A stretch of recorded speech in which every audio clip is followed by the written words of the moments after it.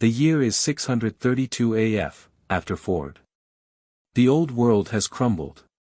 Gone are families, mothers, and fathers. In their place stands a gleaming new civilization, perfectly ordered, endlessly efficient, and disturbingly happy.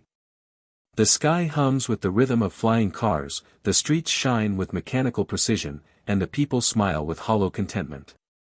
In the city of London, vast towers of glass rise into the clouds.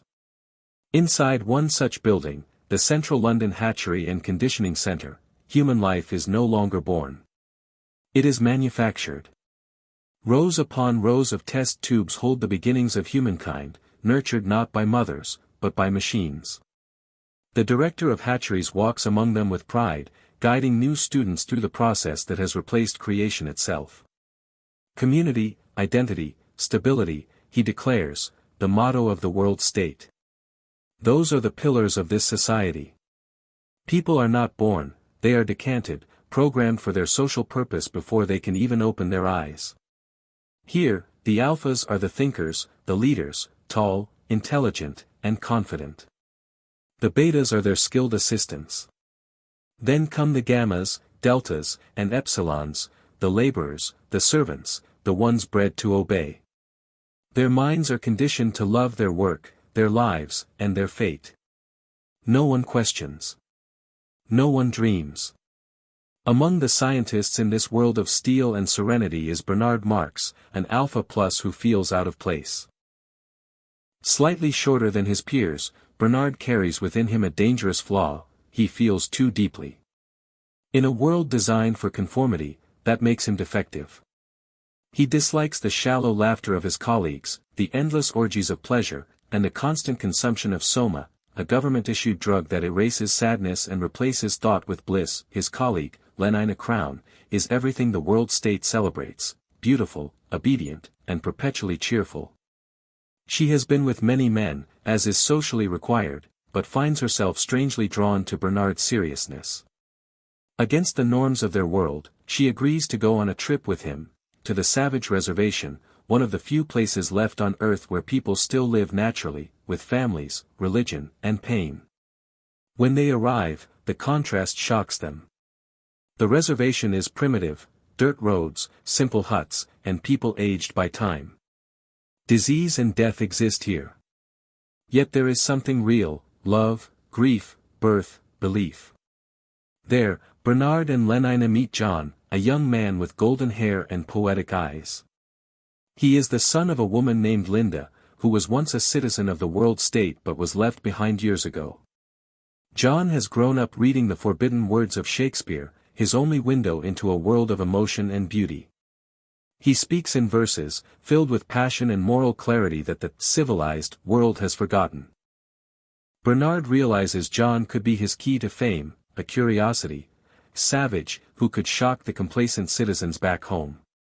He brings John and Linda to London, parading them as wonders. The people are fascinated. They flock to see John, this relic of a forgotten past who dares to quote poetry and speak of love and honor. But fame turns to isolation. John, horrified by the world's shallowness, becomes increasingly disillusioned. He watches people numb themselves with soma, laughing without purpose, making love without emotion, and consuming endlessly.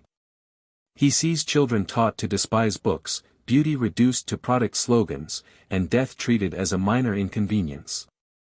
Lenina, still attracted to him, tries to seduce him one night. But John, overwhelmed by her forwardness and raised with moral restraint, rejects her violently. "Impudent strumpet," he cries, echoing Othello. His outburst becomes a scandal. Meanwhile, Bernard loses his brief popularity as the state grows wary of his unorthodox behavior. He and John's friend Helmholtz Watson, another disillusioned alpha, find themselves questioning the very structure of their society. They long for meaning, for art, for truth, but these words have lost their place in the new world. John's mother, Linda, dies soon after, overdosed on soma. At the hospital, John sees rows of children conditioned to view death as trivial. Grief burns through him. When a nurse offers soma to ease his pain, he throws it away, shouting, don't you see? It's poison. He tries to rouse the workers around him, urging them to reject their drug-induced slavery. Be men. Be free, he cries. But the crowd turns against him. The police arrive, releasing calming vapor and soma rations. Bernard and Helmholtz are arrested with John. They are taken to Mustafa Mond, the world controller, who explains the system's logic with chilling calm. Truth and beauty are dangerous, Mond says. They make people unstable. We prefer comfort to truth, happiness to greatness.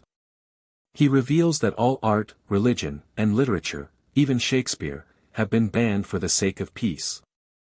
John listens, torn between fascination and despair. Mond admits he too once loved forbidden books but chose control over chaos. You can't make tragedies without social instability, Mond tells him. And we have no need for tragedy here. Bernard and Helmholtz are exiled to islands where thinkers and rebels are sent, places where people can still be individuals. John, however, chooses isolation. He flees the city and finds refuge in an abandoned lighthouse on the edge of civilization.